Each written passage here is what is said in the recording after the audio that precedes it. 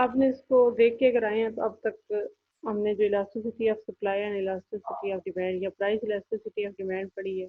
It is the responsiveness of demand as a result of any change in price. तो price के change होने की वजह से डिमांड कम चेंज होती है, ज़्यादा चेंज होती है या नहीं चेंज होती, इस चीज़ को हम इलास्टिसिटी ऑफ डिमांड कहते हैं।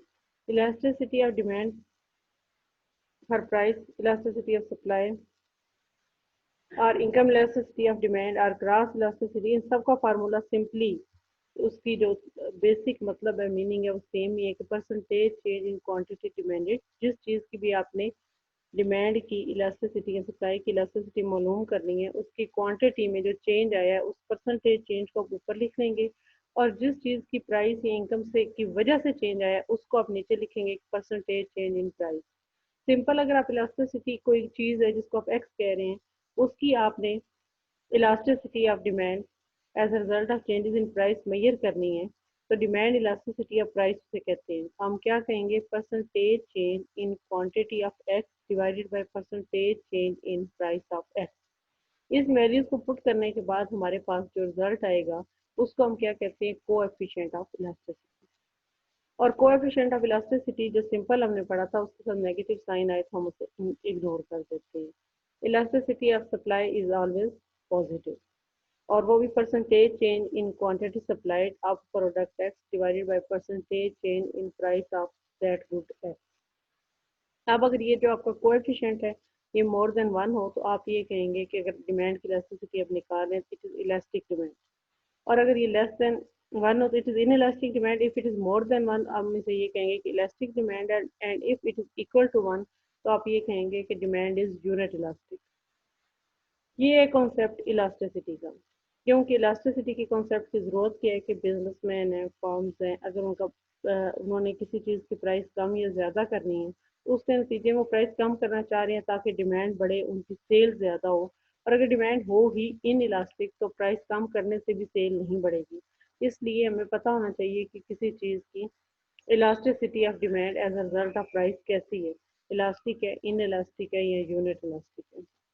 इसकी और भी काफ़ी सारी एप्लीकेशंस हैं। आज हमें जो चीज़ पढ़नी है उसी कॉन्सेप्ट के को थोड़ा हम आगे लेके चलते हैं, और वो क्या है, cross elasticity and income elasticity of demand. Same concept है, लेकिन सिर्फ ये कि हम ये पढ़ना चाहते हैं कि कोई चीज़ एक्स है, उसकी क्वांटिटी डिमांडेड को फ़र्क पड़ रहा है किस चीज़ से, किसी और चीज़ की प्राइस चेंज होने की वजह से। तो चूंकि ये क्रॉस बन रहा है तो इसे हम कहते हैं cross elasticity of demand. Cross elasticity measures the responsiveness of a quantity of a product demanded or supplied when its price changes. ये simple elasticity. The consumption of a good also may affected by a change in the price of related product or by a change in the income. अगर तो किसी चीज़ की demand या supply किसी और चीज़ की प्राइस चेंज होने से चेंज होगी तो उसे कहेंगे क्रॉस इलास्टिसिटी ऑफ डिमांड या क्रॉस इलास्टिसिटी ऑफ सप्लाई। और अगर किसी चीज़ की डिमांड या सप्लाई कंज्यूमर की इनकम चेंज होने की वजह से चेंज हो तो उसे हम कहेंगे इनकम इलास्टिसिटी ऑफ डिमांड और इनकम इलास्टिसिटी ऑफ डिमांड। अब इसको आप कैसे एक्सप्लेन करेंगे क्रॉस इलास्टिसिटी ऑफ डिमांड को। The cross elasticity of demand measures how sensitive consumer purchases of one product, say उस प्रोडक्ट का नाम आप समझने की एक्स है, are to a change in the price of some other product, say y, कि due to any change in the price of y how much the quantity of x demanded will change, या how sensitive is consumers demand of good x as a result of any change in the price of y। इसका coefficient calculate करने का तरीका क्या है कि percentage change in quantity demanded of X divided by percentage change in price of Y. कि X की quantity में जो परसेंटेज चेंज आया है डिमांड में उसको आप डिवाइड करते हैं जो वाई की प्राइस में परसेंटेज आया है। इससे आपके पास जो आंसर आएगा वो आपका क्या होगा, उसे आप ई के साथ एक्स वाई लिख देंगे। एक्स जो है वो गुड है जिसकी डिमांड चेंज हुई है, वाई वो गुड है या वो चीज़ है जिसकी प्राइस चेंज हुई है। तो ये है cross elasticity of x, demand of x when there is any change in the price of y।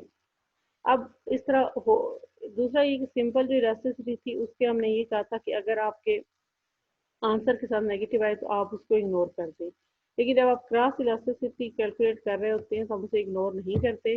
अगर दो गुड्स जो सी हैं उनकी क्रॉस इलास्टिसिटी आप निकालते हैं तो उनका साइन नेगेटिव आता है, तो वो उससे हमें पता चलता है कि वो कम्प्लीमेंट्री गुड्स हैं। और अगर उनका साइन पॉजिटिव आता है तो उससे हमें पता चलता है कि वो सब्स्टिट्यूट गुड्स हैं। अगर आपको थर्ड चैप्टर याद हो तो उसमें हमने पढ़ा था सब्स्टिट्यूट गुड्स क्या होती हैं, जो एक दूसरे की जगह पे सब्स्टिट्यूट की जा सकें, यूज़ की जा सकें। कम्प्लीमेंट्री गुड्स वो होती हैं जो लाजमन एक दूसरे के साथ ही इस्तेमाल होती हैं, जो एक दूसरे के बगैर यूज रहते हैं। इनका क्रॉस इलास्टिसिटी से क्या रिलेशनशिप है?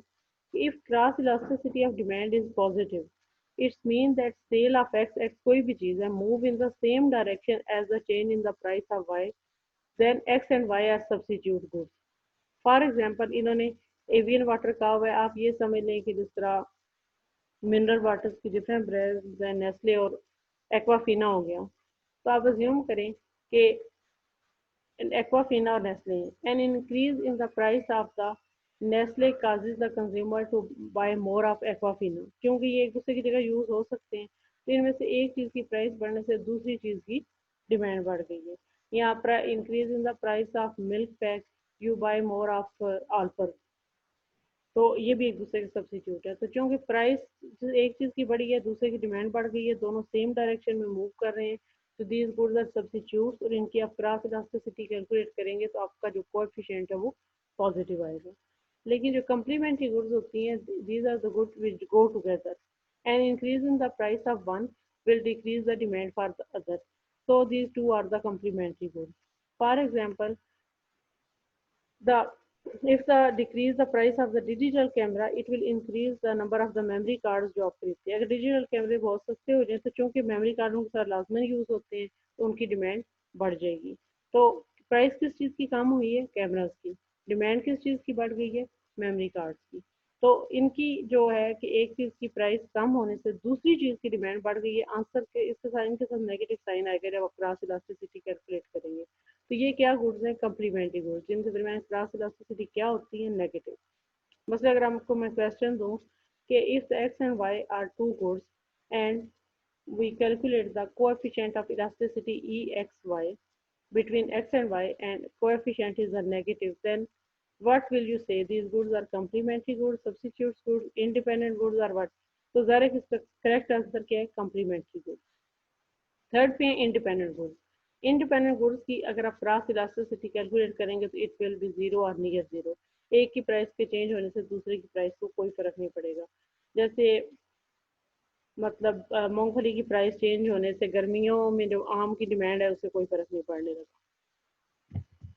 इसी तरह इसकी एप्लीकेशन क्या है कि वही कि बिजनेसमैन है, अगर उसकी दो ब्रांड्स हैं, कोका कोला और स्प्राइट है, तो अगर वो स्प्राइट की प्राइस बढ़ाना चाह रहा है तो उसे पता होगा ये कम करना चाह रहा है, तो उस वो दो चीज़ें देखना चाहता है। एक तो डायरेक्ट इलास्टिसिटी के स्प्राइट की प्राइस कम होने से स्प्राइट की डिमांड बढ़ेगी या नहीं, लेकिन साथ ही क्रॉस इलास्टिसिटी भी देखेगा कि अगर स्प्राइट की डिमांड बढ़ रही है तो ये तो नहीं कि मेरी दूसरी ब्रांड जो कोक है या प्रोडक्ट है उसको लोग कम करके उसकी जगह स्प्राइट, यानी कि क्रॉस इलास्टिसिटी उसकी अपनी दूसरी चीज़ की डिमांड कम होना शुरू हो जाए। तो क्रॉस इलास्टिसिटी की बिजनेस में डिफरेंट जगहों पे एप्लीकेशन होती है जो हम with the passage of time understand करेंगे या लर्न करेंगे। तो क्रॉस इलास्टिसिटी है क्या? कि percentage change in the quantity of good x divided by percentage change in the price of other good. अगर क्रॉस इलास्टिसिटी आपकी पॉजिटिव आ रही है तो गुड्स के सब्स्टिट्यूट्स हैं, नेगेटिव आ रही है तो गुड्स के कम्प्लीमेंट्री हैं, अगर जीरो आ रही है तो गुड्स इंडिपेंडेंट गुड्स हैं। अगला कॉन्सेप्ट है बिल्कुल सेम उसी तरह, कोई इसमें मुश्किल या नई चीज़ नहीं है, सिर्फ ये क्या हमें चेक करना है कि कंज्यूमर की इनकम चेंज होने से किसी चीज़ की डिमांड को क्या फ़र्क पड़ता है। इस चीज़ को जिस चीज़ से हम मेजर करते हैं उससे हम कहते हैं income elasticity of demand. Income elasticity of demand measures the degree to which consumer respond to change in their income by buying more or less of a particular good. The coefficient of income elasticity of demand is determined with the formula कि percentage change in the quantity of any good X divided by percentage change in the consumer income. अब होगा क्या कि जब किसी शख्स की income बढ़ेगी तो या तो कोई चीज़ ज़्यादा खरीदेगा, और हो सकता है कोई चीज़ उसको ना पसंद हो और वो उसको खरीदना छोड़ के उसकी जगह कोई अच्छी चीज़ खरीद ले। तो कोई भी ऐसी चीज़ जो कोई शख्स अपनी इनकम बढ़ने से उसकी क्वांटिटी परचेज इंक्रीज कर दे, उस चीज़ को हम क्या कहते हैं? नॉर्मल गुड्स या superior goods. For most goods, the income elasticity coefficient of is positive, which means that more of them are demanded as income increases. Such goods are called normal goods or superior goods. अच्छा, दूसरी चीज क्या हो सकती है? Inferior goods, कि एक शख्स की इनकम बढ़े और वो कोई चीज पहले खरीदता हो लेकिन फिर उसे खरीदना छोड़ दे। अब ऐसी कौन सी चीजें होंगी? ऐसी चीजें जो कंज्यूमर जिनको अच्छा नहीं समझता, इसीलिए लिखे इंफीरियर गुड्स। इंफीरियर गुड्स क्या है? मसलन अगर एक शख्स पहले लंडे के कपड़े लेता था और अगर आप उसकी इनकम बेहतर हजार है, वो उनको लेना नहीं चाहेगा। तो इनकम बढ़ने से उसकी उनकी डिमांड कम हो जाएगी। पुराने टायर लिखे हुए हैं, यूज क्लॉथ्स लिखे हुए हैं, कुछ और चीजें। तो कोई भी ऐसी चीज जो इनकम इंक्रीज करने से जिसकी डिमांड कम हो, उस चीज को क्या कहेंगे? Inferior good. Inferior good different लोगों के लिए डिफरेंट होगी। मतलब एक शख्स के लिए रंडे के कपड़े ही होंगे, तो दूसरे शख्स के लिए सेकंड हैंड कार्स होंगी। एक शख्स की इनकम पहले कुछ कम थी तो वो हमेशा सेकंड हैंड कार लेता था, लेकिन उसकी इनकम बढ़ी है तो अब वो नई गाड़ी लेना चाहता है। ये डेफिनेशंस हैं जिनका ताल्लुक है कि हम मुख्तलिफ चीज़ों को कैटेगराइज करेंगे उनकी इनकम इलास्टिसिटी और क्रॉस इलास्टिसिटी की बेस पे। वैसे क्रॉस इलास्टिसिटी दो चीज़ों W और Z के दरमियान अगर पॉजिटिव हो तो quantity dependent of W changes in the same direction as change in the price of Z। तो इसका मतलब क्या है? वो दोनों चीज़ें सब्सिट्यूट है। अगर क्रॉस इलास्टिसिटी नेगेटिव हो तो quantity dependent of X changes in opposite direction as the price of Y। मतलब क्वांटिटी डिपेंडेंट इंक्रीज करेगी X की जब प्राइस कम होगी किसकी? Y की। ऐसी गुड्स क्या है? Complementary goods. इनकम इलास्टिसिटी अगर किसी चीज़ की पॉजिटिव हो, यानी कि इनकम बढ़ने से कोई शख्स वो चीज़ ज़्यादा खरीदता हो, तो उसको आप क्या कहेंगे? नॉर्मल और सुपीरियर गुड। किसी चीज़ की इनकम इलास्टिसिटी नेगेटिव हो तो उसे आप क्या कहेंगे? Inferior good.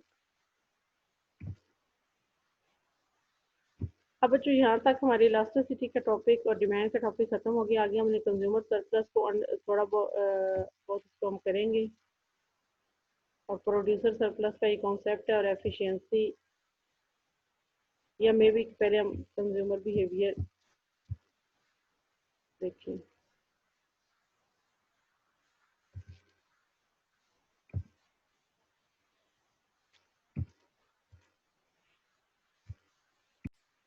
अभी तक बच्चों हमने जो पढ़ा है इसमें से कोई question?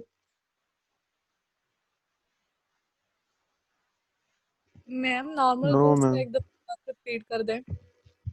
The demand of those goods decreases. Increase in income decrease the demand of those goods. Those are called inferior goods. Mean income elasticity is negative for these goods. और ये होती क्या है? जैसे फॉर एग्जांपल यूज क्लॉथ्स की example दी है, पुराने कपड़े या सेकंड हैंड कार्स हैं, कि अगर आपकी इनकम लोअर थी, आप नए कपड़े अफोर्ड नहीं करते थे तो आप उनको खरीद रहे थे। आपकी इनकम हायर हुई, आप अब नए कपड़े अफोर्ड करते हैं तो आप यूज क्लॉथ्स नहीं लेंगे, तो अब आप उनको लेना, इनकम बढ़ी तो क्या हुआ? आपने उस चीज़ को लेना छोड़ दिया। Those are inferior goods. आपकी नेगेटिव है income elasticity for these goods. आप इसका कोएफिशिएंट कैलकुलेट करेंगे कैसे? Percentage change in quantity demanded divided by percentage change in your income. तो परसेंटेज इन इनकम है वो आपकी पॉजिटिव है, क्योंकि पहले इनकम अगर आपकी 10,000 थी तो अब बढ़ के 20,000 पर मंथ हो गई है।